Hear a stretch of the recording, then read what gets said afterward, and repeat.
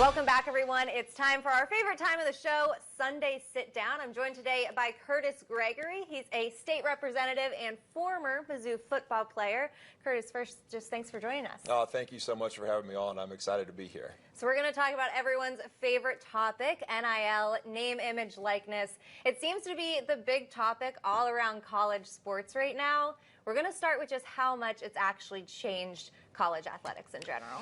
You know, I think it's changed for the better. I think it's putting programs like University of Missouri. We need all the help we can get, you know, being right here in the central of the country, central part of the country. We're going up against schools like Alabama, Texas A&M, Florida, the programs that have got the historical ambiance to them.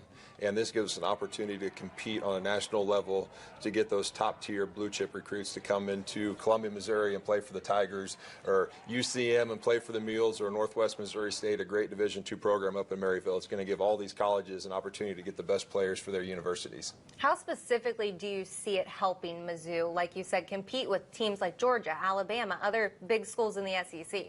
I think it just gives us a real big opportunity to go in and say, hey, these are the facilities that we have to offer, and this is another package that we can put together for you from an NIL space that we can pay you for your, or you can get endorsement deals, you can get these dollars to come in for your services, use your name, image, likeness to get the money on the side that, you know, you're going to go out and perform on the field. That's going to help you over here, and this is what we can provide for you here in Central Missouri. When NIL first started, why was it important for you to be an advocate for it? So when I played, obviously, it was almost 20 years ago now, which is rather scary. My last year was 2009. I remember I had teammates that their parents couldn't come watch them play. Like the first game the parents came to was senior day. So they might have been here for 5 years, been a starter, been a player, played in lots of football games, big games. And the first game their folks would come to was senior day, the last game of their career. And they were taking their scholarship check money. You know, we got a stipend every month. They were sending most of that home to help support the family. They were sleeping on friends' couches. And when this first started popping up, I think it was the state of California first, like 2019, 2020 time frame that went and did something. And so we passed our first statute in 2021 when I was in the legislature. And to me, it gives these athletes an opportunity to earn a little extra money, maybe allow their parents to come watch more games because family means a lot.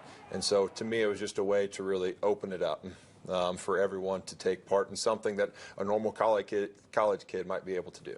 We talked a little bit before we started here just about the outliers, and I feel like people are really focusing on the Angel Reeses of NIL right now, just how much money those particular athletes are bringing in. But how much, is there a general answer to this? How much just is the normal athlete bringing in with NIL? I don't know if there's a general answer to it, but what I can say is good for her. I mean, yeah. She is capitalized. The gymnast down there, she's capitalized. You know, look at how many social media followers they have, and they're also really great at the sport that they play. And as far as general, I don't know what's out there. I know as an offensive lineman, I probably wasn't going to get the big deals. Chase Daniel, Chase Kaufman, Martin Rucker, Sean Weatherspoon, you know, those were going to be the guys that got the big ones. But an offensive lineman, I think we could have gotten a deal at like the local barbecue joint. You know, our nickname was the Hogs. So there could have been like the O-line sandwich. And we, you know, all get to put our own favorite rendition of what meats and barbecue sauces we wanted on there. So I think it's a great opportunity for everyone to go in and earn a little something extra. When this first passed, and I was giving examples, you could be on a piano scholarship or be in the band, and you're just a really great trumpet player, you know, for instance, and you could hold concerts and record albums.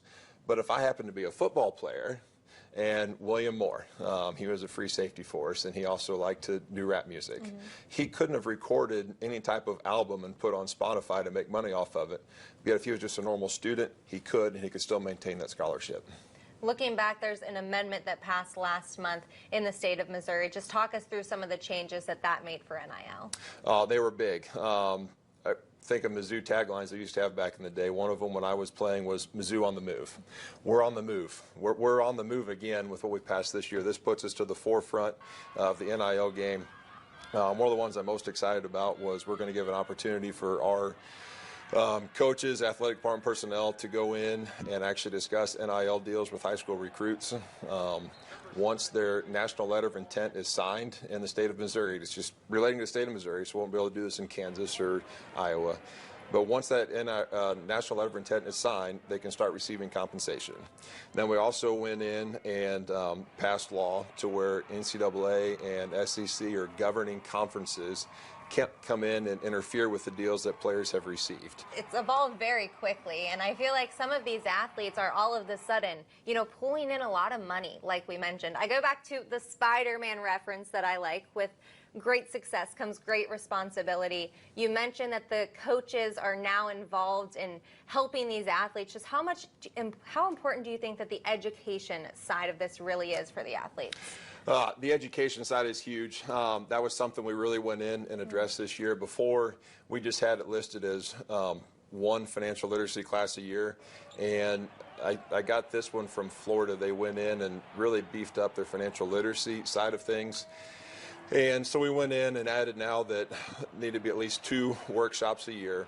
And initially I had it written as academic year, but as a former athlete yourself, from what I learned pre-broadcast, one of the most easier times for doing something like that would be in the summer. So we changed the language to say calendar year instead of academic year, because if you're, men's basketball, those practices really gear up in October, I think, time frame, and they're running October to March if you make the tournament. Football, it's really a year-round deal, but the most downtime is in the summer. So we gave a lot of flexibility on timing up those financial literacy classes, and really just want these athletes to know that, hey, there's something called taxes. They're going to have to be paid. Not everybody goes to the NFL. I think I can say I was a free agent to Carolina. I got my signing bonus, but it wasn't very much money, but I can still say I probably made more money than 98% of college athletes. And so now you have this opportunity. Make sure you put some away for later on in life. Where do you just see NIL going, and what's some of the big goals that you personally have just for the state of Missouri? Well, I'll start with the last part of that. For the state of Missouri, I want us to be at the forefront of the discussion. I want us to, push the proverbial envelope. And with what we passed this year, I would say that, we've sealed that baby, put a stamp on it, and dropped it in the mailbox. And we're really at the forefront, I think, nationally on NIL. Where I see it going, I don't know. I've given examples before. If it's a copycat league, the spread offense, Bowling Green really kind of started that in the early 2000s. And then when we got Brad Smith, we kind of pulled some copycat, and Coach Christensen, Coach Yost, under Coach Pinkel, and made an offense that fit us. And so we're making this fit the state of Missouri now. And we'll see what comes up. There's the talk at the federal level of trying to get some federal guidelines. But I'll be really curious to see how that works out, because, I'm sure your 2 United States senators from Georgia or Pennsylvania or even Missouri now are going to be like, well, we've got really great state statute. I don't want to ruin that up with something federally. So we're real curious to see where we go. Kurtis, I'm interested to see where all of this will go. Thank you so much for coming on today, giving us your insight, and thanks for everything you do for the NIL in Missouri. Yes, ma'am. Thank you so much for having me on. For everyone else, we'll be back after this break.